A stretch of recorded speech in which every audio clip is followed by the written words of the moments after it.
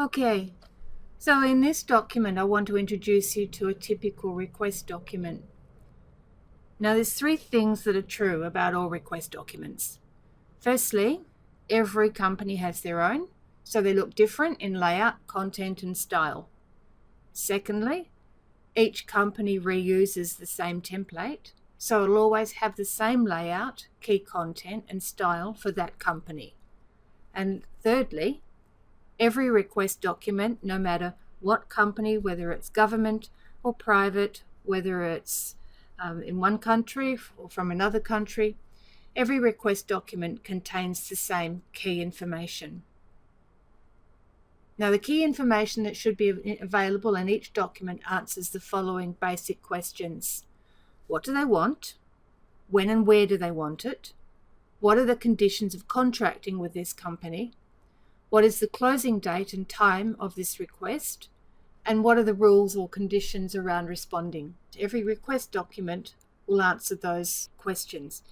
If it doesn't, then you need to go back to them and find out, because that information is key to you responding to the tender. Now, this tender has a table of contents, which is nice, and page numbers, which assist with the navigation. They don't always have that. It's also grouped the information in a nice logical layout. So I'm just going to step you through those one at a time. The first one is the introduction. That's a useful background that will help you decide whether to bid or not bid.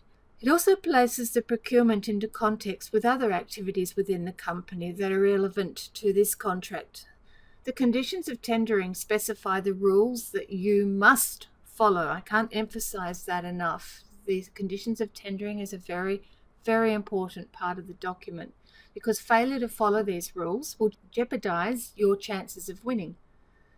Those rules must cover key information such as how you must respond, by when, and how the responses will be treated by the company. In other words, how long they'll be held as valid and how they'll be evaluated. And 3, how you engage with the company during the tender opening period. The conditions of contract are usually a draft, but the first company to submit them generally has the upper hand during negotiations. So they're usually put into the request document to gain the upper hand. Here you should find, if you can't find it anywhere else, the term and type of contract. Be sure to read these before making your bid, no bid assessment, to assess whether your company is comfortable with the transfer of risk that usually comes with these type of agreements. The statement of requirements is also known by a myriad of other names such as scope, scope of works, scope of services, specification, requirements. Here you should find what the client wants to buy, and you should also find other useful information you will need to help you prepare accurate pricing. Just a word of caution at this stage. Be careful that it doesn't always contain requests for information that must be provided in your response.